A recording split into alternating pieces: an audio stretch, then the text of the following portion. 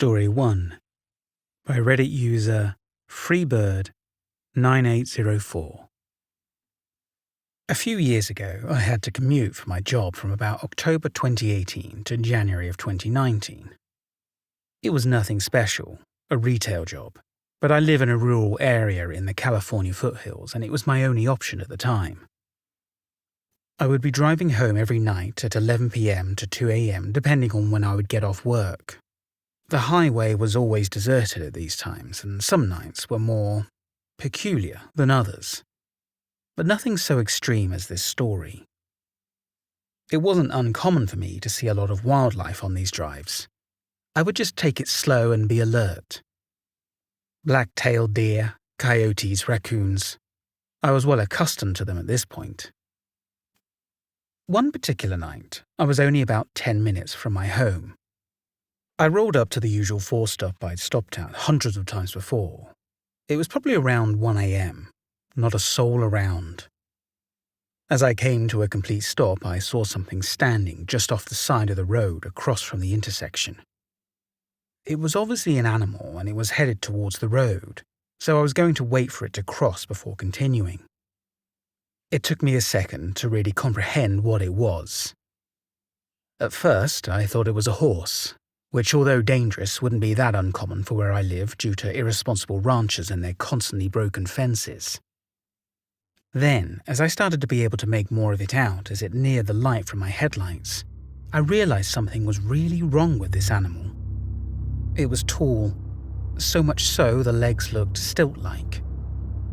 As I sat there shocked, it slowly stepped into the road across from my car into the direct beam of my headlights. At this point, I realized two things. One, it was taller than my car. Two, its gait was very odd, almost like it didn't know how to properly walk as a deer should. It was like all of its joints wanted to bend the wrong way. It moved slowly into the oncoming lane, and then swiveled its head to look at me. All the hair rose on my body. What spooked me the most was that it was certainly a deer, or at least something that really looked like one. It looked normal in every way, except the spider-like legs it was standing on. At this point I gassed it, and the deer stood unmoving as my car sped past. I looked into my rear-view mirror and caught a glimpse of it, crossing the oncoming lane back into the shoulder of the highway, illuminated red by my brake lights. When I got home, I ran from my car to my house and locked myself in, still understandably freaked out. I never saw it again, and when I posted about it later in a community forum, I was told many others have seen other off deer in the area, and that I'd become desensitized to it after a while. They left it at that. It wasn't until recently I learned about the not deer, and it makes me wonder. Story 2 by Reddit user StatsLMAO. I have recently moved a few minutes away from my old house in rural Illinois.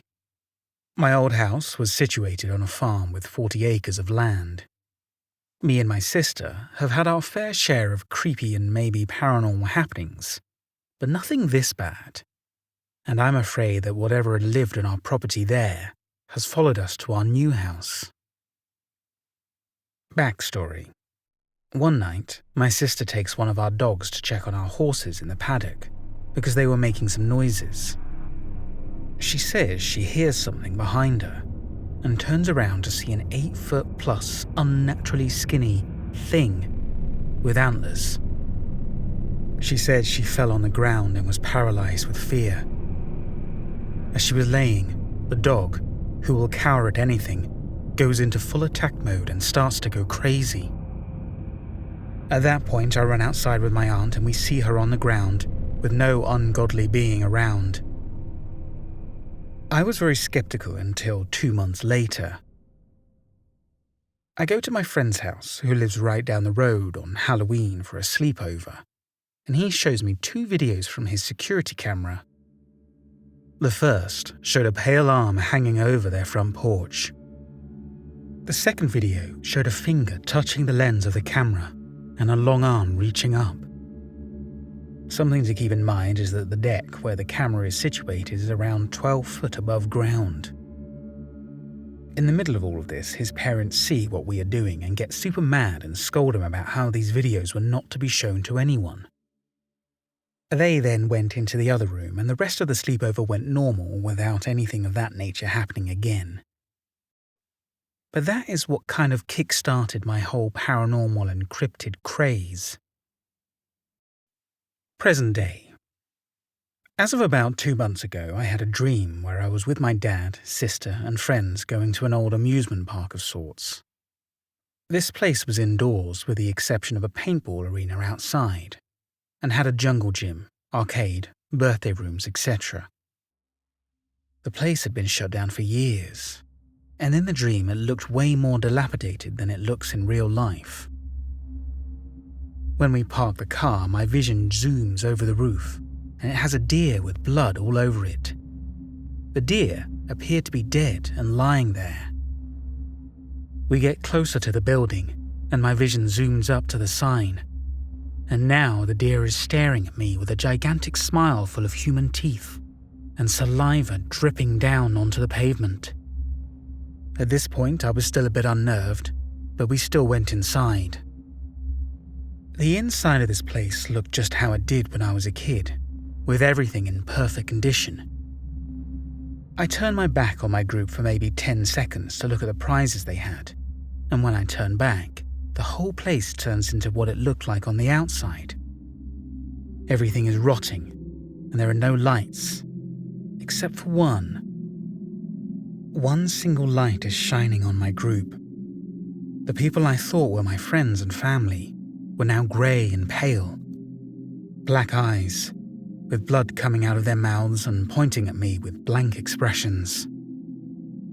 The deer comes up behind them, and they all, including the deer, start saying, "Let death erupt. You're going to die. You're going to die with your eyes wide open." It started as a whisper and upped in volume until they were all practically screaming. I woke up, but right beforehand the deer said one thing to me that I still have imprinted in my brain. "Remember me, David." I had the same dream last night and it had nothing changed except the deer. It had grown to around what I think is around double its old size. Tonight, I went out to lock up our chicken coop. I was walking back and heard, "Remember me, David." And shortly after, "Come closer. I told you, remember me." The voice sounded like me, but it had an odd and sinister undertone. It sounded like an impressionist who tried to impersonate me, but had smoked for 30 years. Very raspy and false. This leads me right to now. Nothing else has happened, and it all stopped the second I got inside. Before I continue to the next story, I just want to say thank you for choosing to watch this video, and I hope you're enjoying my narration. If you are, please go ahead and hit the like button to this video, leave a comment, and if you don't already, subscribe to my channel. It really helps me out. Story 3. By Reddit user far_low6493. Just a few years ago, my friends and I decided to take a road trip to Santa Fe, New Mexico. I had just turned 18 and thought it would be fun to pack up the car with my boys and hit the road. Santa Fe had always seemed interesting to me as I'd never really known or heard much about New Mexico. The drive was thrilling, full of laughs and good music. We checked into our hotel and settled in. We were staying at Hotel Santa Fe, an adobe-style hotel in the center of the very small town. The town felt strange from the get-go. Maybe it was just me, and I would love any readers to explain why, but there was a few odd things about the town. First of all, most businesses close early, around 5 or so. And when they close, they close. Doors are locked, and lights are out. It seems all the locals were nowhere to be found or asleep by 8. Santa Fe gives off eerie vibes. It's definitely a spiritual small town, but at times it felt like something more sinister is going on, something in the air. But I digress. After settling down into our rooms, we hit the streets to walk and get a bite to eat and shop. There wasn't much that interested our group as we were all teenage boys, and the town is more geared towards older retirees or avid southwestern art collectors. But nevertheless, we were still considerate of the culture and full of curiosity, which would later prove to be a poor mistake. As the evening came, the sky filled with a beautiful pink sunset. Most of my friends in the group were tired and ready to relax over some beers back at the room. But my closest friend and I still weren't satisfied. We chilled at the room with the group until late into the night and everyone fell asleep. But our raging curiosity still wasn't cured. You see, me and my friend John were avid urban explorers. We loved exploring abandoned buildings and had a lot of experience. We even made a social media account where we would post pictures and videos of our findings. Now that we were in Santa Fe, we were thrilled to get out and explore the unknown. Around 2 a.m. rolled around and we snuck out of our hotel room carefully not to wake the others that were sleeping. We set out to the streets for adventure. When we stepped outside, into the night, we were greeted with a very peculiar experience. The town was desolate. Nothing like I've ever seen before. Not a soul was out. So much so, we walked down the middle of the street because there wasn't a car in sight. It was slightly unsettling as it still felt like we were being watched. An uncanny feeling. The best way I can explain how quiet it was there at night was when we walked down the street, we approached an intersection and jokingly stood under the traffic lights. The town was so empty and quiet we could actually hear the bulb click as the light changed from red to green. It was an odd feeling, being the only ones out. I've been in towns at night before and yes, it's quiet, but there's still the occasional bar open with some distant music, or the occasional homeless person. But believe me when I say Santa Fe was empty. We proceeded to explore the town, climbing on top of a few buildings to get pictures and explore. But our curiosity still wasn't cured. We decided to continue walking until we came to a nearby river, hoping we could find a nearby drainage tunnel we could explore. We proceeded. As we approached the river, we noticed there was a small tunnel or bridge that went over the river. As we walked through the bush and approached the water, we got a better look into the tunnel. It looked like there was a dim light coming from under the bridge.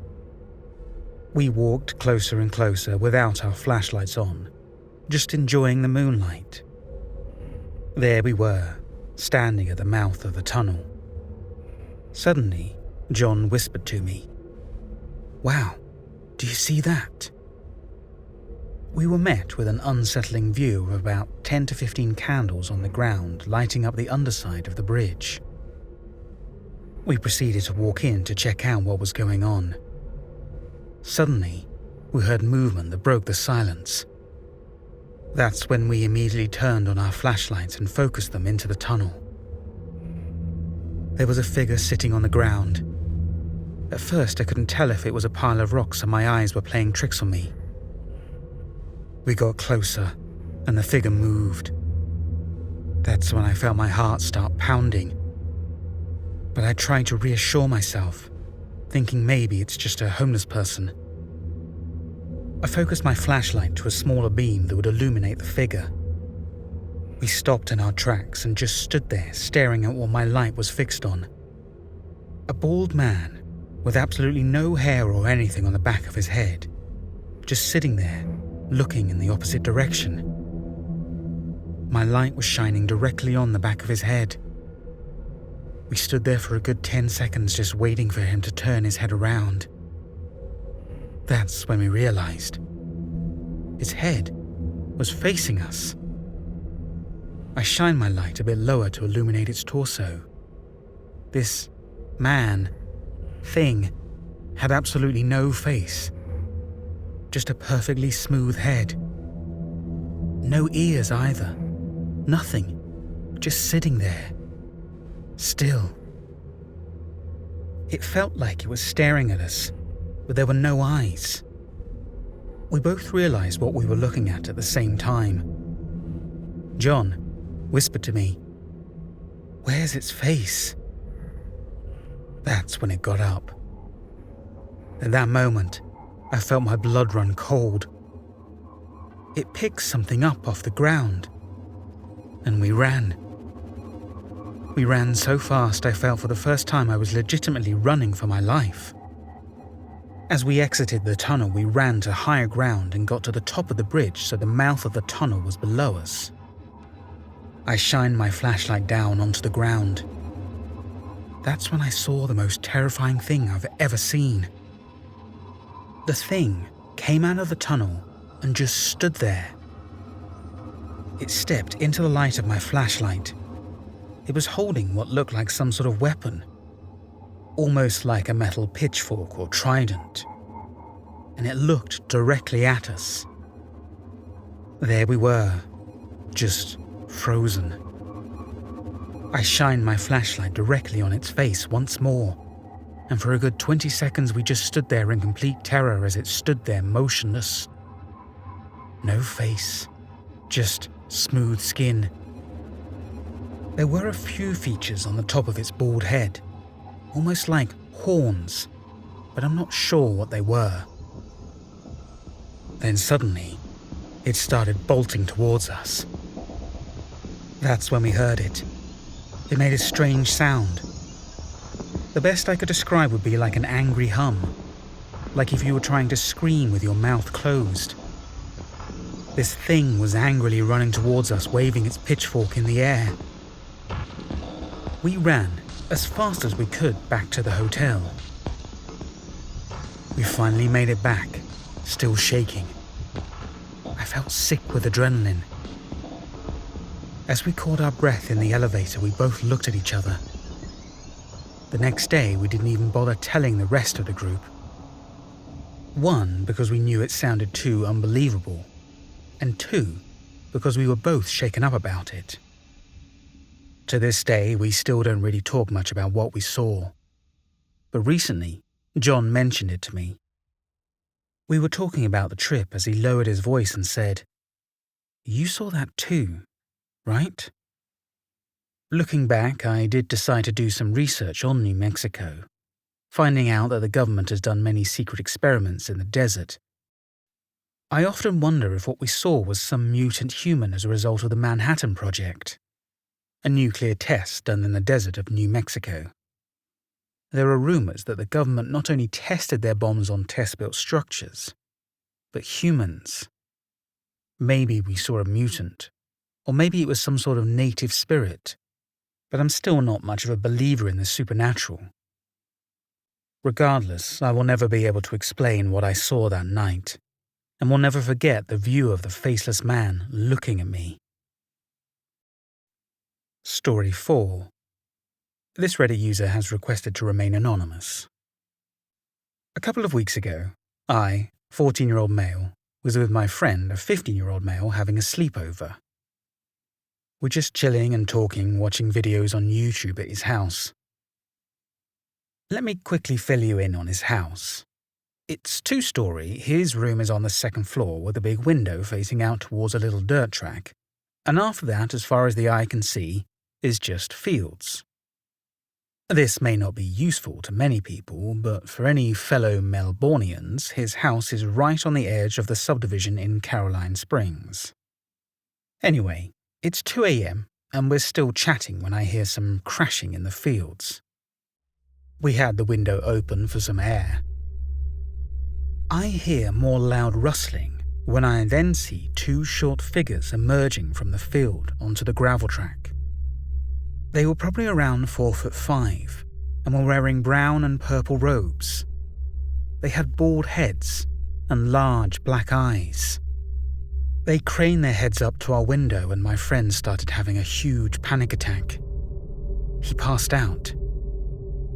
I then looked down to see them start dancing and chanting in a strange melancholic voice. It's fair to say, I passed out as well out of straight fear. The next morning, his mum found us on the floor and asked us what happened, and we told her everything. She doesn't believe us. Story 5 by Reddit user BubbleNugget62. Okay, so I have been a skeptic of creepy paranormal things my entire life. I have never really believed in that type of stuff, but the things that I have heard and witnessed at my grandparents' farm shakes me to my core. My grandparents own a large plot of land in central Missouri, and they have owned that land for around 40 years. I've been to that farm over 10 times, and every time I go, I always get this terrifying feeling that something is watching me, like there's always something behind my back. I have also had many strange encounters that are downright bizarre. My first encounter with whatever the hell this thing was when I was around the age of 7 to 9. I'm currently 14. We had brought our dog named Spot to that farm. He was a silver lab who I loved dearly.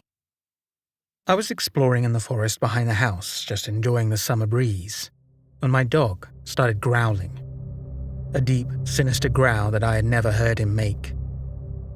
I turned around quickly to see what he was growling at, but could see nothing but forests along forests.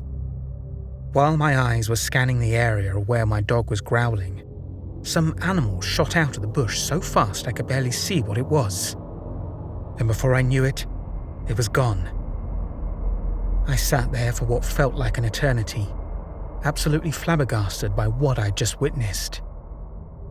From what I could see of it, it looked like a coyote, but the speed at which it moved was absolutely insane. It moved at like 90 miles an hour and made almost no noise. But the most creepy part was that the place it jumped out of didn't even make an imprint of where it was laying. And from where I viewed it jumping up, I should have been able to easily see where it was hiding. Shocked by what I had witnessed, I just decided that was enough and went back inside the house. My second encounter happened when I was around 10. I was visiting the place and, like usual, I was getting the feeling I was being watched. That first day was normal and nothing really creepy happened. I was just spending quality time with family. But when night came, that's when shit started happening. I was trying to sleep in the twin bed that was shared by my mum's brother when he used to live there, when I heard tapping. Not tiny little taps, but loud taps, almost like banging. It was coming from the direction of the window. I slowly sat up and looked at the window, but there was nothing, so I assumed it was just some animal or something like that. 5 minutes passed with no tapping, and I was drifting off to sleep when, boom. This time not a tap, a slam. A loud slam directly into the window. I'm not talking about it like a hit. It sounded as if something absolutely massive hit the window. I shot up so quickly I nearly passed out. I decided enough was enough and grabbed a flashlight in the drawer and shined it out the window. Nothing. 10 seconds passed. Nothing. I was about to go and crawl into my mum's bed when I heard it. A screech. A screech that was not achievable by any human. So loud it pierced the quiet, peaceful summer night. I can't put it into words what that sound sounded like, but it was dark and horrible, and I still remember it to this day. I froze, unable to move a muscle. I was so scared. I was sitting there, still as a statue, petrified by what I heard. That's when my instincts kicked in, and they told me to run into my mum's room, which I did. For some reason I didn't wake her up. I just cuddled up next to her and didn't sleep the entire night. All I could think of was that sound, that horrible, terrible, bloody screech. My next encounter was when I was around the age of 13. I was back at my grandparents' enjoying my time like I usually do, when my grandpa suggested that we go deer watching. I agreed because I had been doing this since as long as I could remember, and it was never an issue, and it was extremely fun. So we took the Polaris and went out at around 6 to 7 p.m. to look for deer. We decided to go to the most eastern pasture because that's usually where we spotted the most deer. 30 minutes passed, and we had seen a few deer, but not as much as we usually do. But then this is where the shit begins. I get that feeling again. That dreadful feeling that something is there, in the shadows, watching me. But this time it's a lot more intense, like it's right up behind me, but when I look, it's never there. But this time it appears that my grandpa feels the same presence as me. Just to let all of you know, my grandpa is a very laid-back individual, always joking and having a laugh. The only time I've seen him be very serious is when my great-uncle died a couple of years ago. So when I start feeling that I'm being watched, my grandpa goes from a happy and laid-back expression to a very serious and alert expression. He gripped the wheel so tight his knuckles turned white and was constantly looking around like to make sure something wasn't following us. He then made a massive U-turn out of nowhere and started heading back to the house. I asked him, "What are you doing?"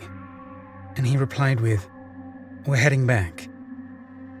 The tone of his voice was cold, like he had witnessed someone being murdered. At this point, he was gripping the wheel even harder and was absolutely going pedal to the metal, full speed back to the house. I decided not to ask any questions until we got back there, which we did in no time at all. Once we were there, he rushed me into the house, constantly checking his back to make sure something hadn't followed us. When we were inside, he closed and locked the door tight. His behavior was very alarming, and it really shocked me to my core. I decided that all the stuff I had witnessed was enough and only asked him one question. What the hell is going on here? When I said that, he looked at me and gave me a cold expression and said, "I have some things I need to explain to you." We then sat down for 30 minutes and he explained that whatever this thing was that was living on his property had been there since the day he moved in. And he and my mother experienced the same thing that was happening to me the first few years of living there. He explained that he has seen whatever this thing is, and that it doesn't like new visitors, hence why I was experiencing all of these problems. He told me about all of the things that he had witnessed and experienced, and they seemed to have been pretty similar to what was happening to me. He told me that he knew what was going to happen to me, and that he was always watching to make sure I never got hurt because he knew this creature better than anyone else. We talked some more, but all of it was the same. It was now late, and he decided that I couldn't sleep alone, so he had me sleep with my mum. We luckily properly left the next morning. I have not been back since that day. This last encounter isn't really a personal encounter. It's two things that have happened at my grandparents' farm. Recently, we brought my sister's horse to the farm. The first night for the horse was hell. The horse had always been very friendly and not shy, but the first night of it being at the farm was bizarre. The next morning, my grandpa woke up and was doing his usual chores and went to go and feed the horse. He noticed that it was acting very weird, extremely shy and timid. But when he took a better look, he was shocked. The horse had 3 10-inch gashes down its side, like something had clawed at it. It was determined that the horse had run into the fence, but I think otherwise. Also, around the same time, my grandparents adopted a dog and named it Panda. Panda was a Jack Russell Terrier, who was 2 months of age. 5 days after adopting him, he was found dead with deep puncture wounds on his body with his neck slashed up. They ruled it as a bobcat or mountain lion, but I also think otherwise.